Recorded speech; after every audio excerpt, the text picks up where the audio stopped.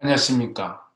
돈키호테에 있어서의 둘시네아를 이해하기 위해서는 문학에서의 미메시스라는 단어, 그리고 종교, 특히 기독교에서 말하는 이마고 데이라고 하는 표현을 함께 생각해 보도록 하겠습니다. 돈키호테에게 둘시네아라고 하는 존재는 신과 같은 위치에 있습니다. 단테가 자신이 사랑했던 베아트리체를 천국 중에서도 지고천, 즉 엠피레오에 있는 것으로 상정했던 것을 여러분은 기억하실 것입니다.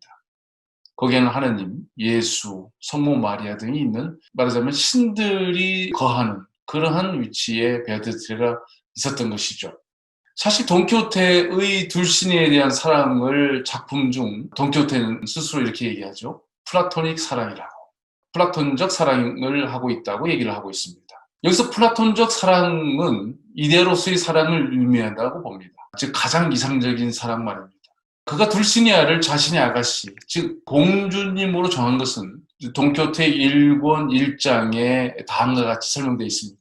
그가 살았던 마을에서 가까운 한 고을에 아주 아름다운 농사꾼 처녀 하나가 살았는데, 그가 한때 그녀를 짝사랑했지만 그 여자 쪽에서는 알지 못하고 눈치도 못 챘을 것 같다. 그 여자 이름은 촌스럽게도 알돈사 로렌소였는데, 바로 이 여자를 자기가 연모에 맞지 않는 귀부인으로 모시는 게 좋겠다고 생각한 것이다. 이 말을 통해 알 수 있는 것은 돈키호테는 둘시니아를 편력기사로서 꼭 필요했던 것이죠. 편력기사의 여인으로 둘시니아가 필요했던 것인데요. 이렇게 필요에 의해서 임무를 정했기 때문에 사실 그녀가 현실적으로 있거나 없거나 예쁘거나 추하거나 중요하지 않습니다. 따라서 자신이 그녀를 사랑하는지 그녀는 눈치도 못 챘을 것 같다고 말할 수 있는 거죠. 왜냐하면 내가 일방적으로 하는 짝사랑이고 내가 생각을 통해서 하는 귀부인이니까요. 그녀의 이름은 촌스럽게도 알돈사 로렌소였다는 에서 촌스럽게라는 표현도 상당히 의미심장한 표현입니다.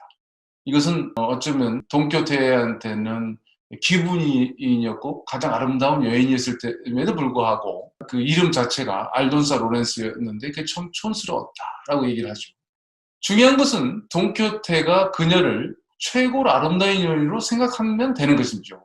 그는 기사여야 하고 기사는 여인이 있어야 하니까 생각나는 아가씨가 가까운 마을의 알돈사 로렌스였다는 사실이죠.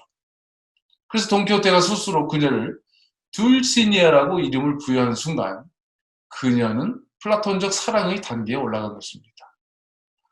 현실 속 알돈사 로렌소가 돈키호테에게 둘시니아가 되면서 이데의 세계에 들어가는 것이죠.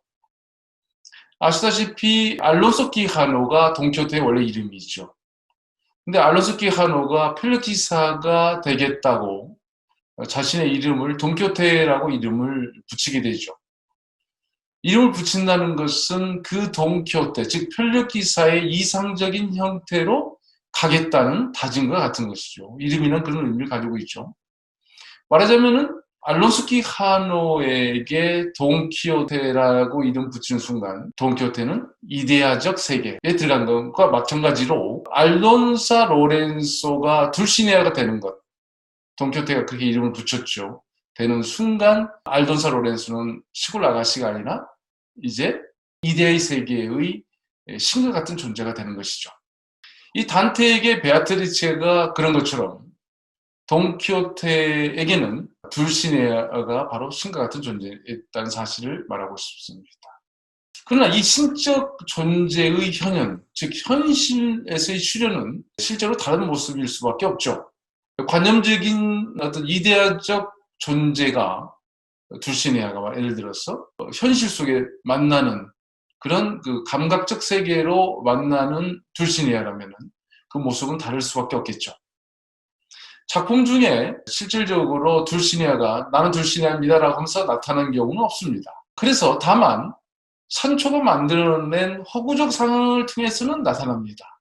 말하자면은 산초가 돈키호테의 편지를 둘시네아한테 전하기 위해서 갔는데 엘도보스에 갔는데 그녀를 만났다고 그랬죠. 말도 했다고 그랬죠. 그래서 돈키호테 2권에서는 돈키호테가 그러면은 이제 엘도보스에 가서 둘신을 만나야 되겠다 하고 이제 산초를 데리고 가게 되는데요. 산초는 큰일이 났죠. 왜냐면은 둘시네한테 편지를 전한 것도 없고 둘시네아를 만나서 이야기하는 경우도 없고 정확하게 누군지 정확하게 모르는 상황에서 만났다고 얘기했기 때문에 그 책임을 져야 되는 상황이었죠. 그런데 마침 마을에서 나귀를 타고 나오는 3명의 아가씨를 보고 상황극을 만들었죠, 산초가. 그러면서 엘도보스의 둘시네 아씨가 다른 두 시녀를 대동하고 나리를 뵈러 오고 있습니다요. 옷을 입고 성장을 한 공주님, 우리 아씨께서 오시는 게 보일 겁니다. 그러니까 돈키호테는 엘도보스의 온 들판으로 눈을 돌리며 둘러보았으나 그 새 농사꾼 아가씨들밖에 보이지 않자 아주 어리둥절해졌다. 산초가 여왕이며 아씨라고 하는 여자를 바라보았으나 그녀에게 쓴 시골 아가씨 모습밖에 보이지 않았다. 그것도 그리 잘생긴 얼굴이 아니라 동그랗고 납작코 아가씨인지라 그는 거의 입을 떼지 못하고 놀라서 머뭇거리고 있었다. 돈키호테는 놀랄 수밖에 없죠.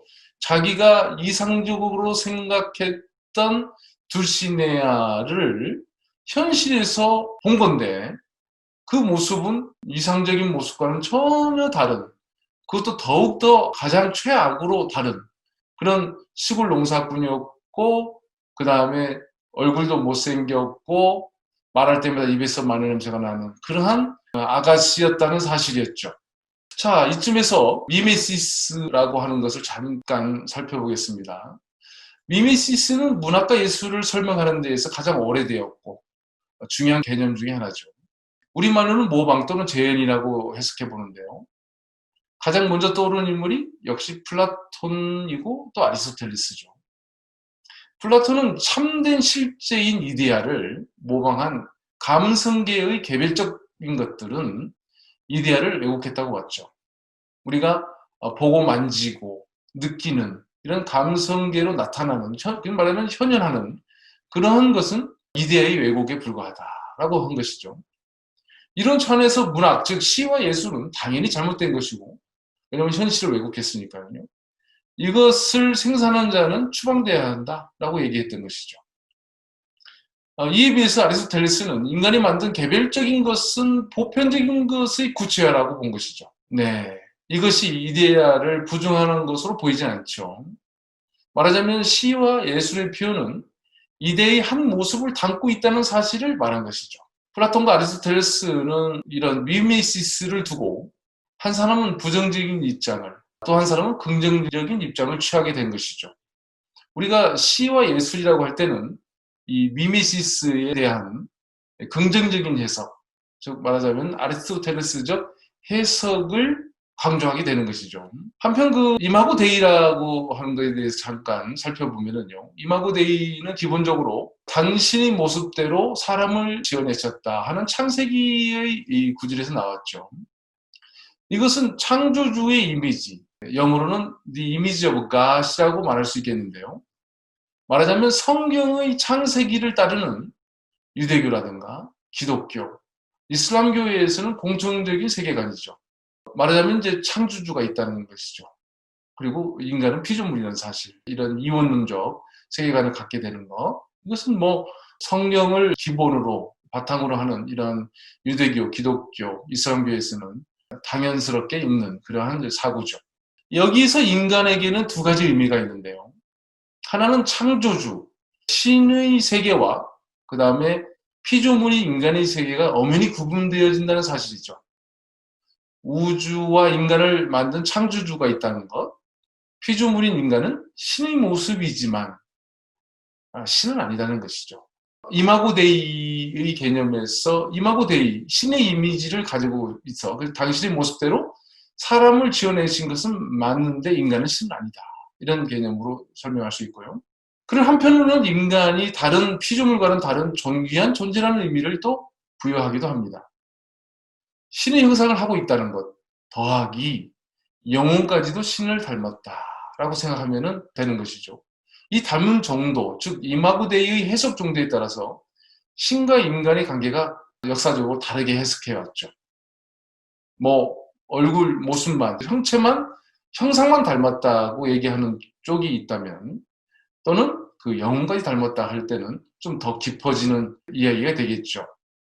이것처럼 이마고 데이에서도 미메시스와 같이 말하자면은 신의 세계와 인간 세계를 구분하는 이데아와 그것의 현실에서의 그 모습, 그것이 외국으로 본 것이 있는 반면에, 또 한편으로는 이마고 데이에 있어서 이마고 데이는 모습뿐만 아니라 실제 영혼의 모습도, 영혼도 닮았다고 하는 긍정적인 해석이 있을 수가 있는 것이겠죠. 말하자면 신의 현실 속에서 나타나는 모습을 다루는 것이 바로 이마고 데이인 것입니다.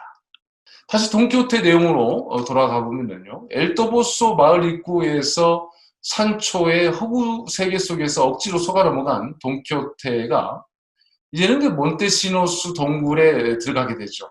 그리고 이제 그 안에서 둘시네아를 어렴풋이 보게 됩니다.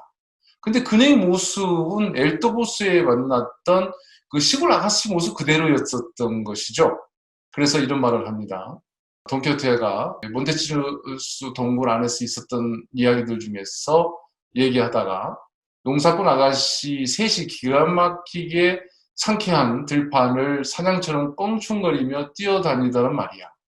그녀들을 보자마자 그중 한 아가씨가 천하에 둘도 없는 엘도보소의 둘시네아 아가씨인 것을 금방 알아차렸지.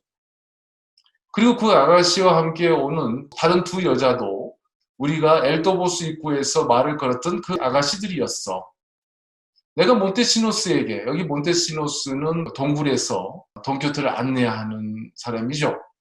그래서 마치 단테가 신국에서 그 베네지우스의 안내를 받은 것 같은 그런 이치죠. 그래서 내가 몬테시노스에게 저 여자들을 아느냐고 물었더니 대답은 모른다는 거였어. 그러나 그가 짐작하기엔 그 초원에 나타난 지가 얼마 안 된 걸로 보아 아마 마법에 걸린 어떤 왕족 부인들일 거라는 거였어. 그래서 그건 이상할 게 없다고 생각했지, 나는. 왜냐하면 거기엔 과거나 현세의 다른 많은 부인과 아가씨들이 여러 가지 형태, 이상한 형태로 마법에 걸려 있었으니까 라고 돈키호테 2권의 23장에 얘기하고 있습니다. 여기서 마법이라는 단어는 사실 돈키호테가 즐겨 쓰는 건데요.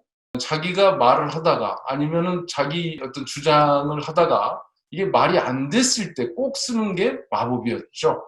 여기서도 불시네아의 모습이 이데아적 모습이라고 생각했는데, 자기한테는 신과 같은 모습이라고 생각했는데, 몬테시노스 동굴 안에서 본 둘시네아 역시 시골 아가씨 그대로였다는 사실, 이것은 마법에 걸린 것으로밖에 설명이 안 되는 것이죠.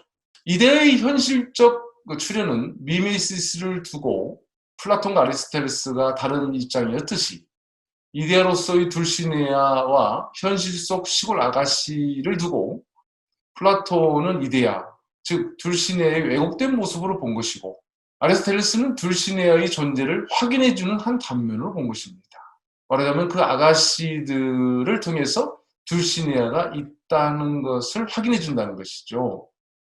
그러니까 미메시스로 돌아가면은 둘시네아가 아닌 것이라는 사실에 의해서 그 아가씨들은 둘시네아와 관계가 없다고 보는 것이 플라톤적 미메시스 이론이라면, 아리스토텔레스는 그 아가씨들이라고 하는 존재 자체가 둘시네아의 존재를 확인해 주는 것이다 라고 설명한다고 보면 될 것 같습니다. 같은 이치로 창조주로서의 신과 피조물인 인간의 관계에서 신의 형상으로 만들어진 인간, 즉 이마고 데이로서의 인간은 신은 아닙니다. 그러나 인간, 즉 각각의 개인은 신의 모습을 하고 있는 것과 함께 신의 영적 세계를 닮은, 그래서 신의 존재를 확인해주는 한 단면이라고 말하게 되는 그런 이치가 될 것 같습니다. 그래서 이번 시간에는 돈키호테에게는 신이었고 사랑의 이데아였던 둘시네아의 현실적 출현 모습을 보면서 미메시스라는 단어와 이마고 데이라고 하는 표현을 함께 적용해서 설명해 봤습니다. 감사합니다.